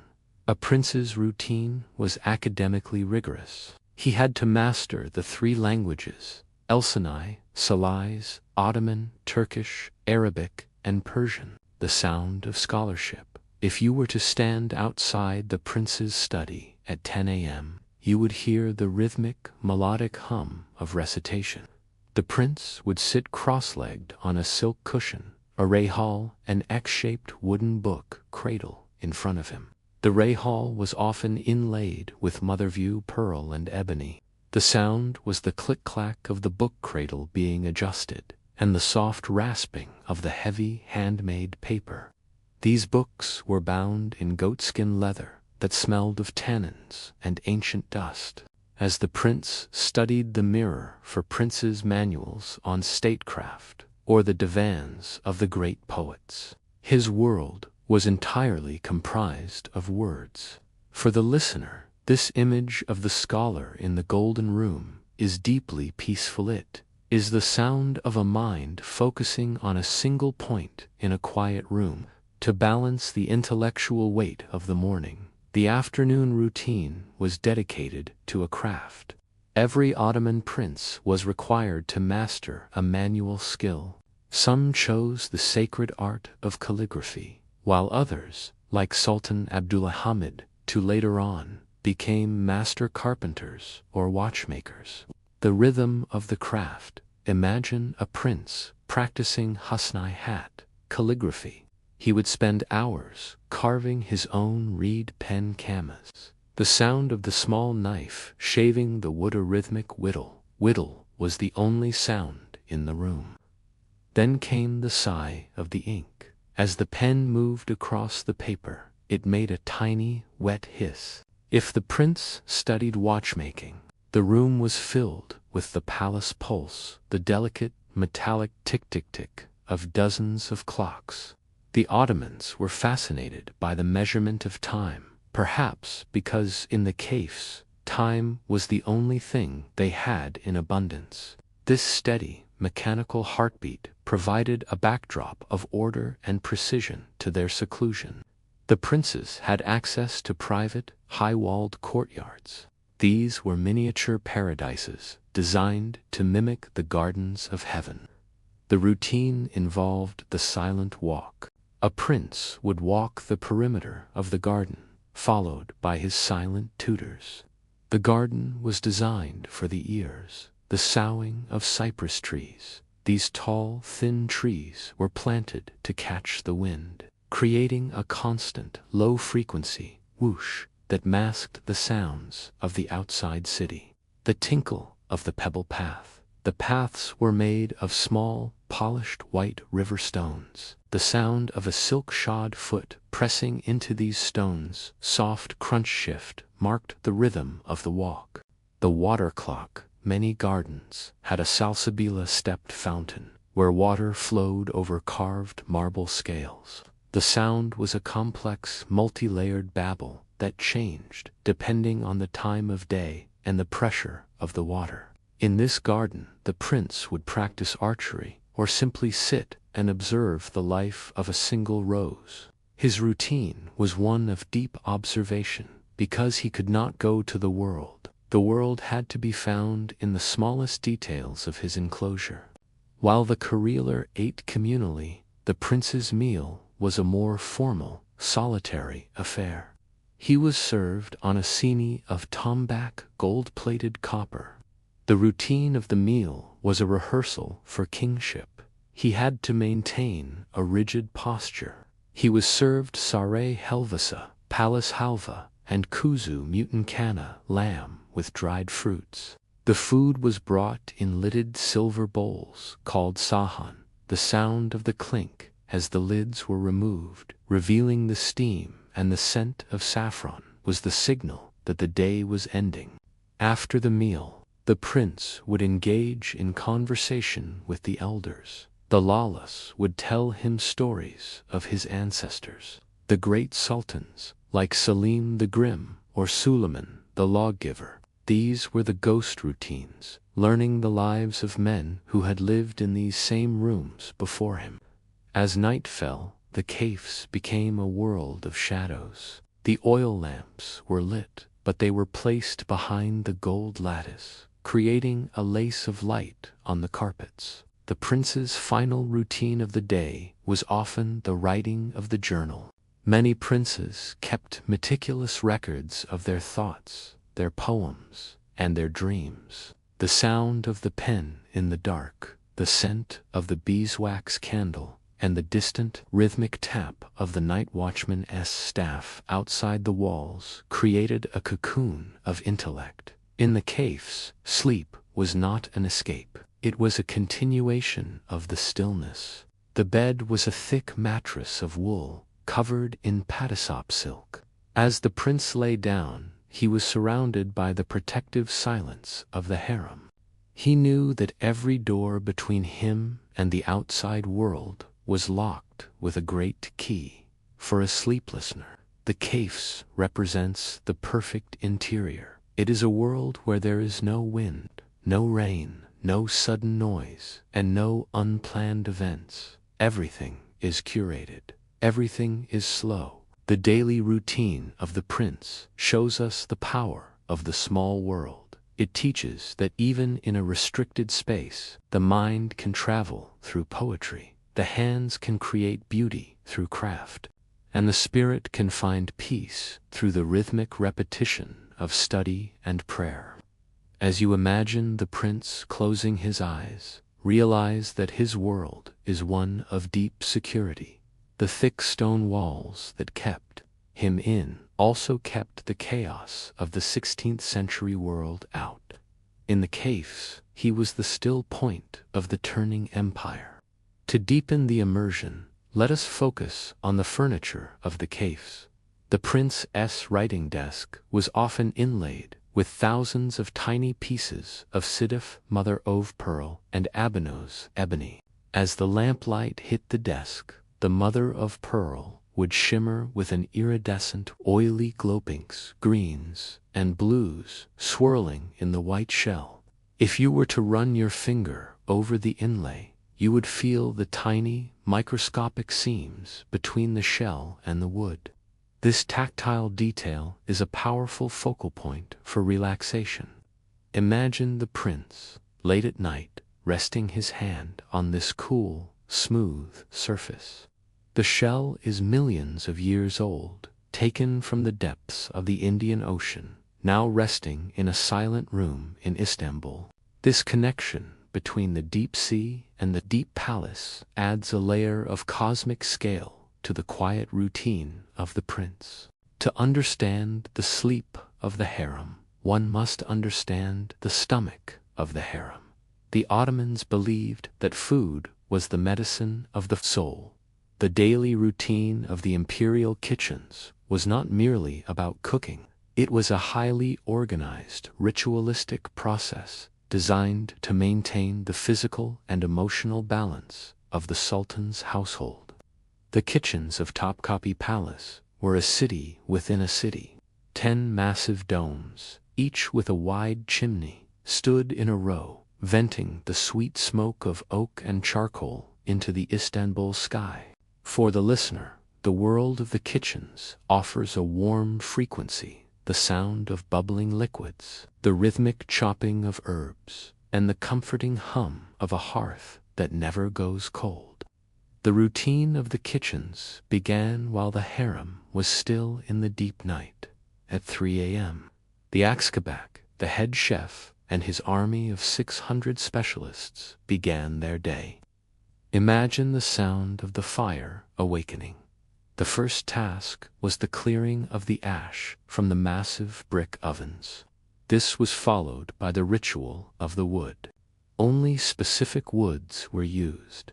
Oak for steady heat, and fruit woods like cherry or apple for the scent they imparted to the smoke. The sound was the crack-snap of dry wood catching fire, and the low, resonant whoosh of air being drawn up the tall chimneys. As the fires grew, the master of the water would arrive. His routine involved the inspection of the Saka water carriers, who brought fresh, cold water from the forest of Belgrade. The sound of the water being poured into the giant copper cauldrons, a heavy, echoing glug glug glug, was the heartbeat of the morning. The Ottoman kitchens were organized by product. There was a chef for the pilaf, a chef for the pastries, a chef for the vegetables, and most importantly for our sleep history, the Helvehane, the house of sweets and medicines. The routine of the Helvehane. This was the most aromatic room in the palace. Here, the sweetsmaker didn't just make desserts. They made macoun pastes and sherbet syrups designed to calm the nerves. The sound of the mortar. Imagine the rhythmic thump-clink of a heavy marble pestle grinding cardamom pods, rose petals, and sandalwood. This sound was constant. The alchemy of honey. They used honey from the mountains of Anatolia, which was melted in copper pans. As it simmered, the master of sweets would stir it with a long wooden paddle. The sound of the thick, bubbling honey, slow pop, his combined with the scent of boiling sugar, created a sensory blanket that drifted from the kitchens toward the harem walls. By 10 a.m., the great chopping began. The Ottoman cuisine was defined by its precision. Vegetables were not merely cut, they were sculpted. Imagine a room where 20 men are finely mincing parsley, mint, and dill. The sound is a rapid-fire tap-tap tap-tap of steel knives against heavy wooden blocks. It sounds like a gentle, rhythmic rain on a wooden roof. To the listener, this work music provides a sense of immense order. Every movement is purposeful. Every herb is treated with respect. The scent of the morning was green, the sharpness of the mint, the earthy aroma of the parsley, and the citrus snap of the lemon rinds being grated. This cool scent balanced the hot scent of the fires, creating a thermal equilibrium in the air. As we move toward the evening routine, the time most relevant for sleep though, kitchens shifted their focus to lightness. The chefs knew that a sultan who ate heavily would dream of war, while a sultan who ate peaceful foods would dream of gardens. Stlac rice pudding, made with the milk of sheep that grazed on wild lavender and thyme. The rice was cooked until it was a cloud, then topped with a dusting of cinnamon. Cinnamon was believed to warm the heart and prepare it for rest. Seared, a brilliant yellow jelly made with saffron and rose water. Saffron was the son of the kitchen, used for its ability to dispel melancholy and induce a state of gilded calm. Compotes hosaf, dried apricots and raisins stewed in water scented with cloves. These were served chilled in crystal bowls, providing a cooling of the blood after a day of statecraft. The routine of preparing these foods involved the slow simmer. Nothing was rushed. The copper pots, known as kazan, were tinned every few months so that they shone like mirrors. The sound of a silver ladle scraping the bottom of a tinned copper pot is a high, musical ring that signaled the completion of a dish. Before any tray left the kitchen for the harem, it had to pass the kesnegerbaki, the chief taster. His routine was one of sacred inspection. He would take a small silver spoon and taste each dish. He wasn't just checking for poison, he was checking for balance. Was the rosewater too strong? Was the salt too faint? He was the guardian of the sensory experience. The sound of his silence as he tasted and the subsequent nod of approval was the final gate that had to be passed. For the listener, this ritual provides a sense of quality control. You are being fed the finest, most balanced, and most carefully inspected food in the world. There is no risk here. There is only the perfect bite. The transport of food from the kitchens to the harem was a military operation. A line of attendants, known as tablockers, would carry the trays on their heads. Imagine the sight, a line of men in white robes, moving across the second courtyard in absolute silence. The trays were covered with sofrabesi, embroidered cloths to keep the heat in and the dust out. The sound was the rhythmic shuffle of their feet and the occasional clink of a silver lid settling into place. As they reached the harem gate, the eunuchs took over. The transition was a handoff of silence. No words were exchanged. The food moved from the world of fire and toil to the world of silk and sleep. Once the final evening tray was sent, the routine of the kitchens changed once more. The massive fires were not extinguished. That would be a bad omen, but they were banked. They were covered with ash so that they would glow deeply throughout the night. The routine of the night shift was the cleaning of the copper. The young apprentices would take lemon halves and fine sand to scrub the pots until they caught the moonlight from the high chimneys. The sound, a rhythmic scuff, was the lullaby of the hearth. The scent of the kitchens at 11 p.m. was roasted and deep. The smell of charred wood, the lingering sweetness of the saffron, and the clean smell of the wet marble floors. It was a scent of completion. The work was done. The palace was fed. The fires were safe. For the sleep traveler, the harem kitchens represent universal security. The knowledge that the fires are burning, The food is prepared, and the mother hearth is awake while you sleep is deeply primal. In the harem, you never woke up hungry. You were part of a system that viewed feeding as a healing act. As you imagine the glowing embers in the great brick ovens of Topkapi, let your mind rest in that warmth. The alchemy of scent has done its work. The saffron has calmed the blood. The rosewater has opened the heart, and the cinnamon has warmed the spirit. Let us focus on the saffron used in the ziyard. This was the red gold of saffron bolu. It was kept in a small, locked chest made of ebony. When the chef opened the chest, the scent was so powerful it could be felt behind the eyes, a metallic, honey-like, and earthy aroma. Each strand of saffron was a tiny stigma of a crocus flower, hand-picked at dawn.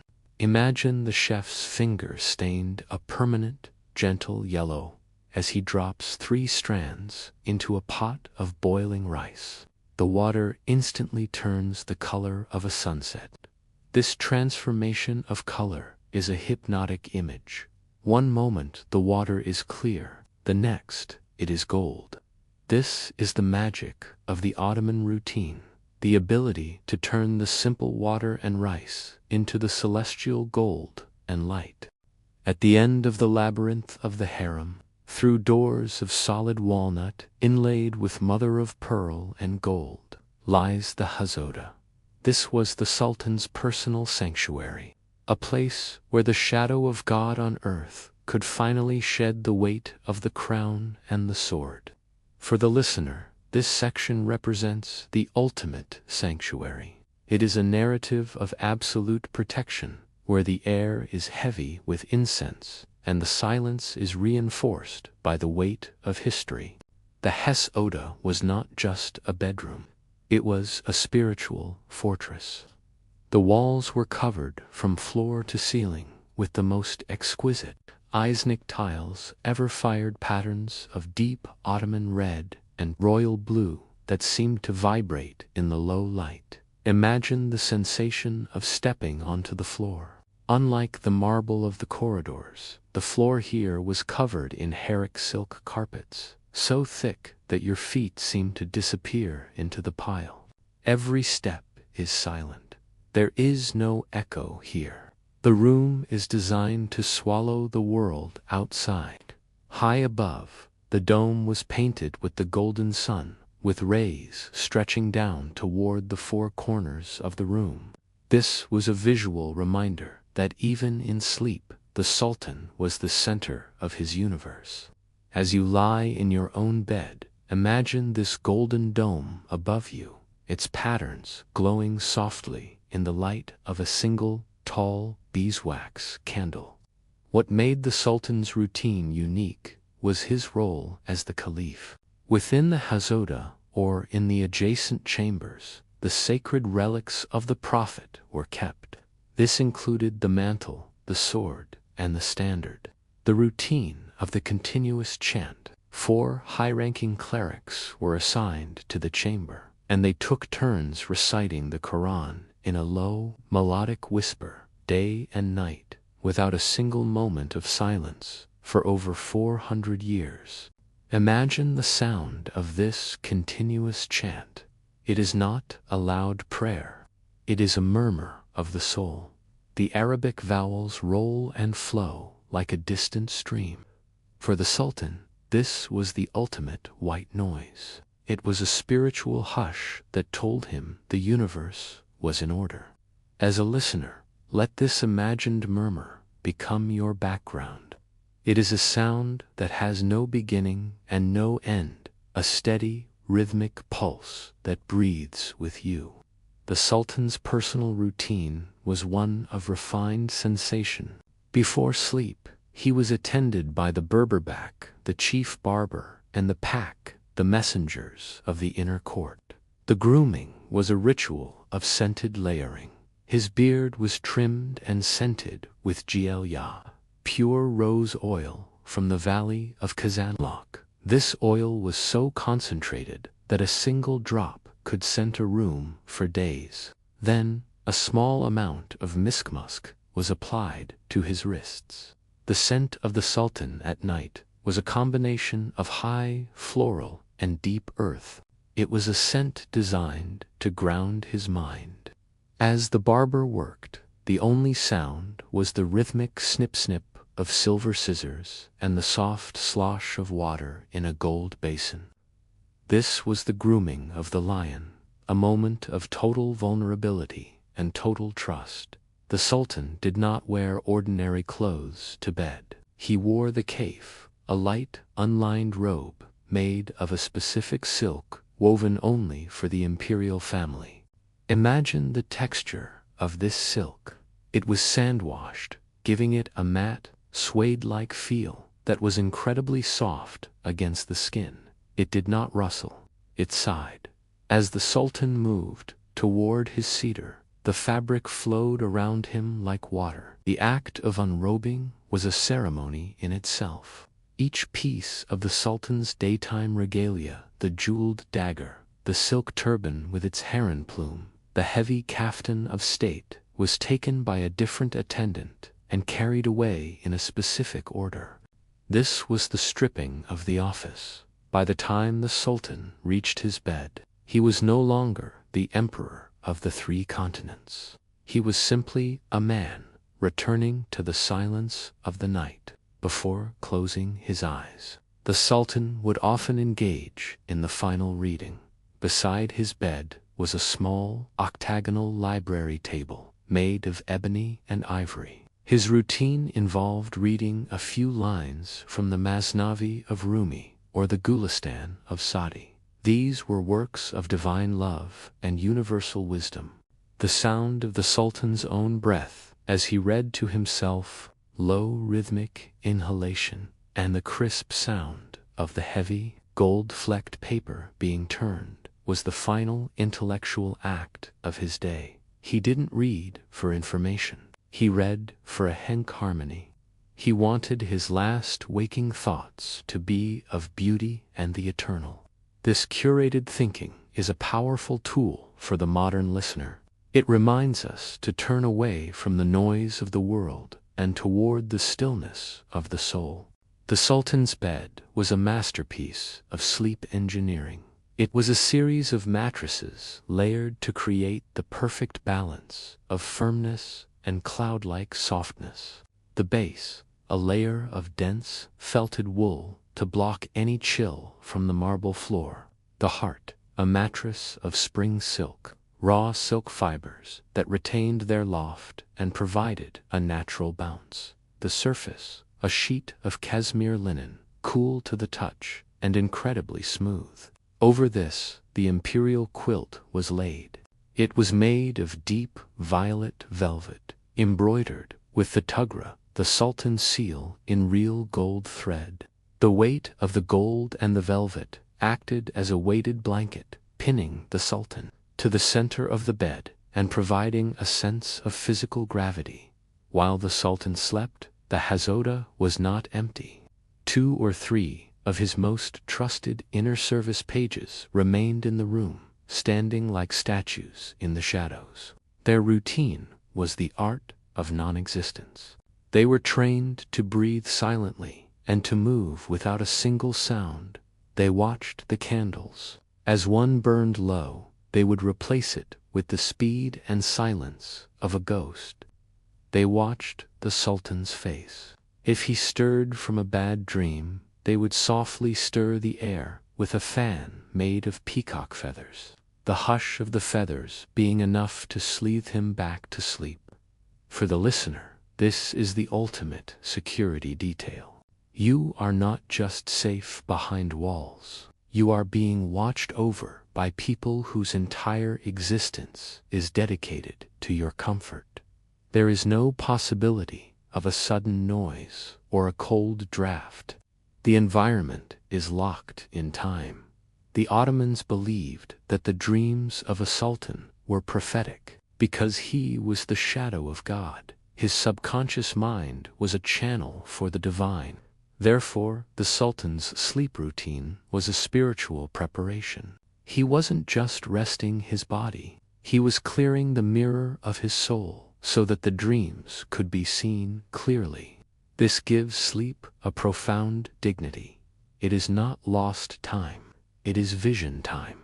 As you imagine the Sultan drifting off, listen to the distant 24-hour chant of the Quran, the hush of the Bosphorus wind against the thick tiles, and the steady, rhythmic breathing of the guardians in the shadows.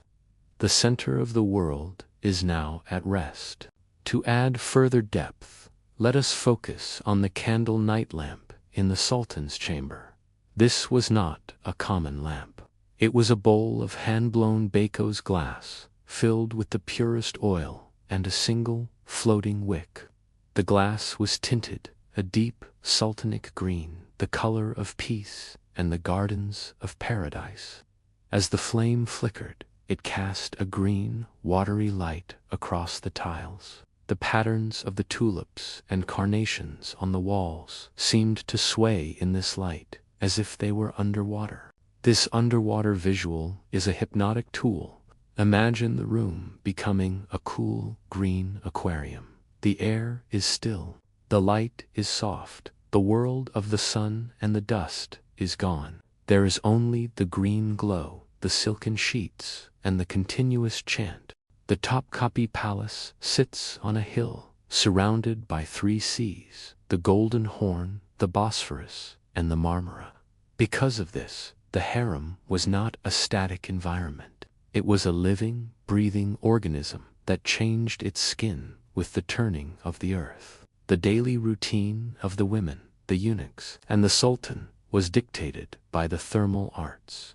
For the listener, this section provides a sensory journey. We will move from the weighted warmth of the Ottoman winter to the weightless cool of the Mediterranean summer. These seasonal shifts provide a profound sense of time's slow passage, helping to anchor the mind in the natural world. When the winds from the Black Sea brought the first snows to the domes of Istanbul, the harem retreated into its shell. The winter routine was defined by the concept of skaklikta, cultivation of deep, radiating warmth, the ritual of the mangal. In the winter, the center of every room was the mangal, a large, ornate brazier made of hammered brass or tombak gold-plated copper. The routine of the morning began with the eunuchs bringing in the living coals. These were not smoky logs, but high-quality charcoal made from oak, which glowed with a steady, silent heat. Imagine the sound of the winter morning. It is a muffled silence. The heavy snow on the marble courtyards acts as a sound absorber, making the palace quieter than at any other time of year. Inside, the sound is the soft clink of the brass tongs against the brazier and the occasional crackle of a coal settling. The scent of the winter harem was dry and woody. To add to the atmosphere, the women would toss a few grains of mastic resin or a piece of cinnamon bark onto the coals. The smoke was thin and white, coiling toward the high ceilings, carrying a scent that was both sweet and grounding. For the listener, this hearth focus creates a mental circle of safety. The world outside is frozen and white, but you are inside the circle of the brass brazier's glow. The daily routine of dressing changed in the winter. The light muslins were replaced by KRK garments lined with the softest furs of the north, sable, ermine, and squirrel. Imagine the sensory weight of the winter clothes. A woman would wear an intari of heavy bursa velvet, lined with fur that felt like a warm cloud against the skin. The sound of the winter was the soft, heavy thud of these robes against the carpets. There was no swish of silk now. There was only the silent weight of the fur. At night, the sleep routine involved the yorgan, the quilt, becoming even more substantial. These were winter quilts, stuffed with thick layers of unspun wool and covered in khatma velvet. As you lie in bed, imagine this weta, gentle, protective pressure that signals to the body that it is time to hibernate. The cold air of the room, kept at a distance by the thick stone walls, makes the warmth of the quilt feel like a sanctuary within a sanctuary. The harem kitchens, Section 9, shifted their routine to warming alchemy. The evening sherbet was replaced by salupa thick, creamy drink made from the tubers of wild orchids, topped with a heavy dusting of cinnamon. The sound of the winter evening was the whisking of the salep. The wooden whisk hitting the copper pot created a frothy, rhythmic sound. Drinking salep was a slow process. The liquid was viscous and held its heat for a long time. This internal warming was the final step before the harem women retreated to their mattresses, their hands still warm from the porcelain cups. As the ice on the Bosphorus melted, the harem underwent a grand opening. This was the time of the Lali Devritha tulip era mindset. The heavy leather curtains that covered the doorways were removed, and the air of the sea was invited back in. The routine of the spring was the cleaning of the stone. The marble floors were scrubbed with lavender-scented water to remove the ghost of the winter smoke. The sound was the rhythmic slosh scrub of the brushes and the bright echo of voices returning to the courtyards. This was the time of the garden routine. The women would spend their entire days in the sofas, pavilions, overlooking the gardens. The sound of the spring was the aviary of the Sultan. Thousands of nightingales and songbirds that nested in the palace cypresses. This natural music replaced the silent hearth of the winter. The Istanbul summer can be heavy and humid, but the harem was designed to be a cooling machine. The daily routine was a masterclass in passive ventilation, the routine of the shutter in the summer. The gatekeepers of light, the eunuchs and senior kalfas, followed a strict routine. At 10 a.m., before the sun became too fierce, all the shutters on the southern side of the palace were closed. The harem was plunged into a subaquatic blue light. The sound of the summer morning was the creak of the wooden slats and the thud of the iron latches. By closing out the sun, they trapped the morning cool inside the thick stone walls. The marble floors, which felt neutral in the winter, now became cold islands. The women would walk barefoot, the sensation of the chilled stone against their soles acting as a natural regulator for their body temperature. The music of the summer water, the fountains, Section 1, were turned to their highest flow. The sound was no longer a drip, but a rush. In the summer harem, the air was kept in constant motion by Panka's large fabric fans pulled by cords from the hallways. The sound was a rhythmic whoosh flap, whoosh flap. For the listener, this is the wind of the palace, even on a stagnant day. The architecture created a Bosphorus draft. Imagine lying on a silk-covered cedar in a room that is 10 degrees cooler than the street outside. The air smells of damp stone and shattered ice. The winter fur was returned to the sandalwood chests, and the summer silk emerged.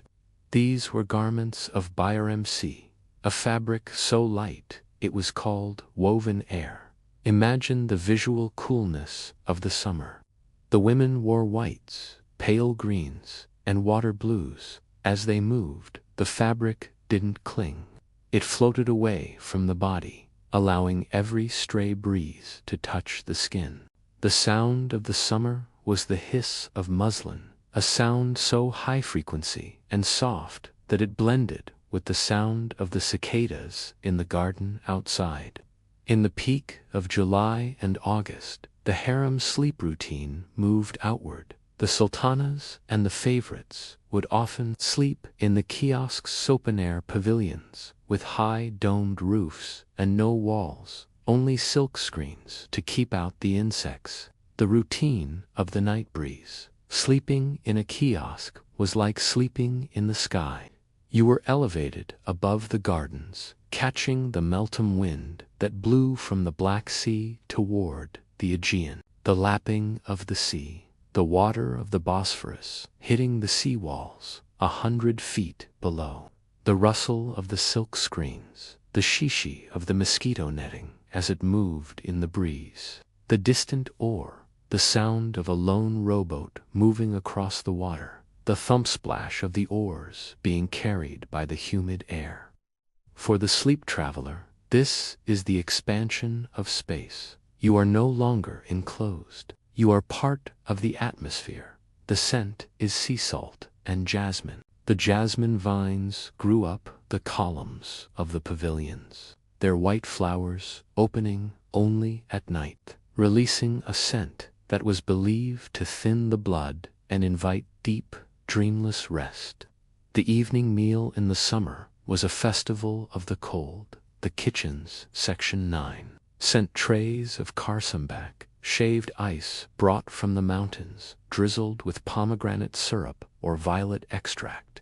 The sound was the crunch of the ice and the clink of the silver spoons against crystal. The routine of eating ice before bed was a way to lower the internal flame. As the cold syrup hit the throat, the body felt an immediate sensory reset. The harem's seasonal routine taught its inhabitants patience with the earth. They didn't fight the weather, they dressed for it. This acceptance of the natural cycle, the contraction of winter and the expansion of summer, is a powerful mental model for sleep. It teaches the listener that their own moods and energies are allowed to shift, just as the palace shifts. As we conclude this section, imagine the great wheel of the Ottoman year. One moment you are by the glowing brass mangle wrapped in sable. The next you are in a silk pavilion, the Bosphorus breeze lifting your hair. The palace remains the same fixed stone, blue tiles, and the continuous chant, but its breath changes with the stars. To add further texture, let us focus on the mist that often rolled in during the spring and autumn. The harem would be enveloped in a white, opaque cloud that erased the city of Istanbul. The sound of the mist routine was the foghorn of the sea.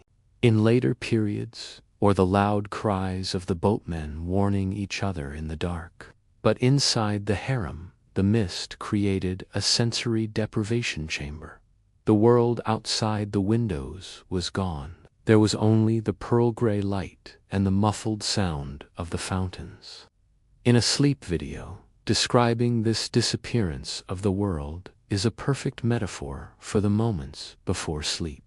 The room is still there, the bed is still there, but the beyond has been erased by a soft, white cloud. You are safe in the mist cocoon of the Topkapi. As we reach the conclusion of our journey through the Ottoman harem, the sun has fully set over the horizon of the 21st century.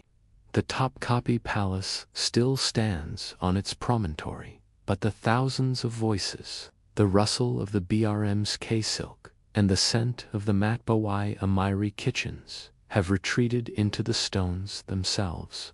This final section is the night watch of history. It is the moment where the specific routines we have studied merge into a single, continuous hush. For the listener, this is the deepest part of the sleep journey. We are no longer looking at daily tasks. We are looking at the permanence of peace. We are letting the details of the past provide a foundation for a deep, historical rest. If you were to walk through the harem today, at midnight, you would feel the weight of the absence. The marble floors, worn smooth by millions of soft shod footsteps, have a visual softness. In the moonlight, the Eisnick tiles don't just reflect light. They seem to glow with an internal, subterranean energy. Imagine the sound of the empty harem. It is not a dead silence, but a living one. The thermal sigh, as the temperature drops, the ancient stones contract, making tiny, almost imperceptible ticks and groans. This is the breath of the palace, the wind labyrinth. The wind from the Bosphorus still finds its way through the cave's lattice. It creates a low-frequency whistle that sounds like a distant flute, the ghost of the Ney, the echo chamber, because the rooms are empty of their silk hangings and cedar cushions. Every sound a distant gate closing or a bird on the roof is carried through the vaulted ceilings, softened and elongated by the arches. For the sleep traveler, this architecture of memory is a perfect vessel. The rooms are ready for your thoughts. The labyrinth is no longer a place of restriction, but a place of infinite, quiet exploration. Before we close the veil, let us let the sensory highlights of our 150,000 character journey wash over us one last time, like a final, cooling rinse in the Hammam. Remember the blue threshold and the vapor of serenity, the feeling of the hot marble under your feet, and the scent of the olive oil soap. That warmth is still with you, a core of heat that protects you from the night chill. The rhythmic pop-zip of the embroidery needles and the harem whisper, the comfort of knowing that you are never truly alone, that you are part of a long line of souls who have found beauty in the mundane. Think of the power of the matriarch and the imperial dream, the weighted quilts, the gold-threaded velvet, and the continuous chant of the clerics. This is your armor of sleep. You are guarded by the highest authority. You are at the center of the world. Visualize the guardians at the gate and the golden seclusion. The keys have been turned. The perimeter is secure. The caves is not a cage, but a sanctuary of the mind, where the only task is to listen to the palace pulse. The saffron, the cinnamon, and the salt spray of the Bosphorus. The Ottomans had a term for the cemetery. They called it the City of the Silent. But the harem at night was a living city of silence. As you prepare for your own sleep, adopt the harem mindset. In this mindset, silence is not a void, it is a luxury. The absence of noise allowed the women and the sultans to hear the smaller sounds, the beating of their own hearts, the movement of the wind, the whisper of their own thoughts. In our modern, noisy world, the harem offers us the gift of the interior life. By imagining yourself behind those thick stone walls, you are giving yourself permission to disconnect from the outer world and descend into the inner empire. Imagine the very last lamp in the Topkapi Palace. It is a small, silver lamp sitting on a marble niche near the gate of felicity. The wick is short and the oil is almost spent. The lamp watcher approaches. She doesn't blow out the flame that would be too harsh. Instead, she uses a small silver snuffer to gently lower over the wick. The sound, a tiny, metallic clink. The sight, the orange glow vanishes, replaced by a single thin ribbon of white smoke that curls toward the dome. The sensation, the sudden weight of the dark. It is a soft dark, like the inside of a velvet box. Now, the only light is the moonlight reflecting off the Bosphorus, coming through the high star-shaped elephant eyes in the ceiling. The tiles are now charcoal. The gold is now shadow. The silk is now a texture, not a color. What remains of the Ottoman harem? It is the lesson of curated peace. The harem teaches us that sleep is an art form. It is something to be prepared for with water, scent, music, and prayer. It is not something that happens to us. It is a place we go. As you lie there, realize that you have traveled through history. You have walked miles of marble. You have breathed in centuries of incense. Your mind is now heavy with the gilded dust of the past. This history is not a burden. It is a blanket. It is the knowledge that for 600 years, in this exact spot on the earth, people practiced the art of the night. Listen to your breath, match it to the palace pulse. Inhale the scent of the cedar wood chest. Exhale the hush of the Bosphorus wind. Inhale the warmth of the banked kitchen fires. Exhale the sheen of the silk quilt settling. The harem is now fully enclosed.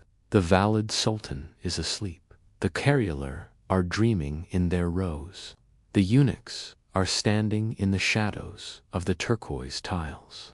The Sultan's continuous chant has become a part of the silence itself. The final veil has been lowered. There is nothing left to do, nothing left to hear, and nothing left to see. The history is complete. The story has reached its end. The labyrinth has led you to the center, and the center is stillness. In the Sessi's dunya, time does not exist. The 16th century and the 21st century are the same. The shadow of God and the modern sleeper are the same. We all return to the original dark, the sacred sanctuary of the night. Rest your head on the silk of memory. Let the water of the fountains carry away the last of your waking thoughts. You are safe. You are guarded. You are part of the imperial dream. The gates are closed. The lamps are out. The harem is at rest.